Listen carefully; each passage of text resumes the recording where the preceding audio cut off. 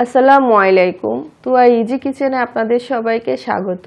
দেশে এবং দেশের বাইরে থেকে যে যেখান থেকে আমার ভিডিওটা দেখছেন সবাইকে অনেক অনেক ধন্যবাদ। আজ আমি ঘরোয়া মশলায় খুব সিম্পল একটা চিকেন ফ্রাই তৈরি করে দেখাবো এবং খুবই মজার একটা রেসিপি। ফ্যামিলি ছোট বড় সবাই খুবই পছন্দ করবে।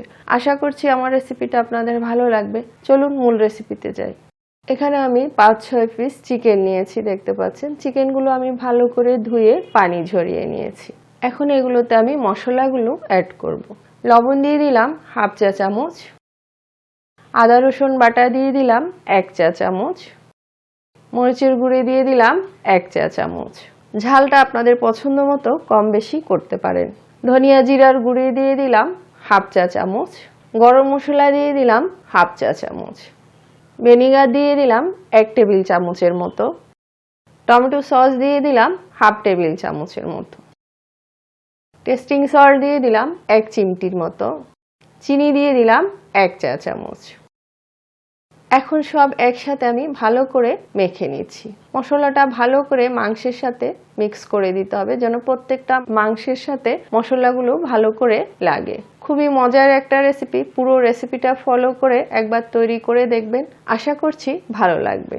অনেকের ধারণা সয়া সস ছাড়া চিকেন ফ্রাই হয় না, আর এই সয়া সস ছাড়া এই চিকেন ফ্রাইটা যে এত মজা হয়, আপনি এটা যদি একবার করে খান তাহলে আর সয়া সস ইউজই করবেন না, এতটাই মজা হয়। এগুলো আমি ভালো করে মশলা দিয়ে মেখে এখন ম্যারিনেট করব 3 থেকে 4 ঘন্টার মতো। যত বেশি সময় ম্যারিনেট করতে পারেন তত এটা স্বাদটা ভালো আসে। তো ঢেকে এটা আমি রেখে দিলাম। ফিরে আসলাম 4 ঘন্টা পর। দেখতে পাচ্ছেন মাংস থেকে পানি ছেড়েছে, এটা একটু পানি পানি হয়ে গেছে, দেখতে পাচ্ছেন। তো এখন আমি মাংসগুলোকে আরেকটু মশলার সাথে উপর নিচ করে মেখে নিচ্ছি। এখানে আমি 1 কাপ ময়দা নিয়েছি, আর ময়দাগুলো এখন আমি অল্প অল্প করে দিয়ে এটা মাখিয়ে নিব। ময়দাটা পরিমাণ মতো দিতে হবে। যতক্ষণ পর্যন্ত না মনে হচ্ছে যে কোটিং এর আমার ময়দা লাগবে, আমি ততক্ষণ পর্যন্ত অল্প অল্প করে এটা দিব।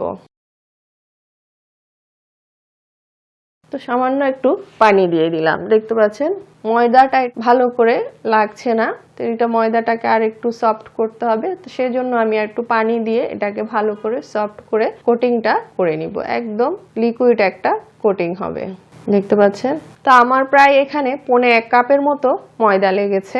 দেখতে পাচ্ছেন কিরকম হয়েছে, দেখে হয়তো বুঝতে পারছেন কোটিংটা ঠিক এরকম হবে। তো এখন আমি এটা ভাজতে চলে যাচ্ছি। চুলায় তেল বসিয়ে রেখেছিলাম, তেলটা গরম হয়ে গেছে। এখন আমি চিকেনগুলো একে একে ছেড়ে দিচ্ছি।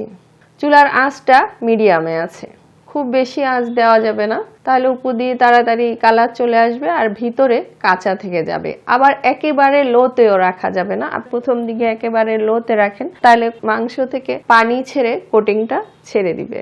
সেজন্য মিডিয়াম আঁচে রাখতে হবে। যখন দেখবেন কোটিংটা একটু শক্ত হয়ে এসছে তখন চুলার আঁচটা আমরা কমিয়ে দিব। 2 থেকে 3 মিনিট পর আমি এটা উল্টে দিচ্ছি। দেখতে পাচ্ছেন কোটিংটা যখন দেখবেন এরকম একটু শক্ত হয়ে গেছে দুই পাশ, এখন চুলার আঁচটা একটু কমিয়ে দিয়ে আমি আরো কয়েক মিনিট উল্টে পাল্টে এটা ভেজে নিব। খুব বেশি সময় লাগবে না, 10 থেকে 12 মিনিটের মতো সময় লাগবে। এর চেয়ে বেশি সময় নিয়ে ভাজবেন না, তাহলে মাংসটা ভিতরে জুসিনেসটা নষ্ট হয়ে যাবে, বেশি ড্রাই হয়ে যাবে, খেতে তেমন একটা ভালো লাগবে না। তো দেখতে পাচ্ছেন কি সুন্দর কালার এসছে। দুই পাশে আমি ভালো করে এগুলো উল্টে পাল্টে ভেজে নিয়েছি। এখন আমি এগুলো তেলটা ছেঁকে উঠিয়ে নিচ্ছি। বাকিগুলো আমি এভাবে ভেজে নিব, তারপর আপনাদেরকে পরিবেশন করে দেখাচ্ছি।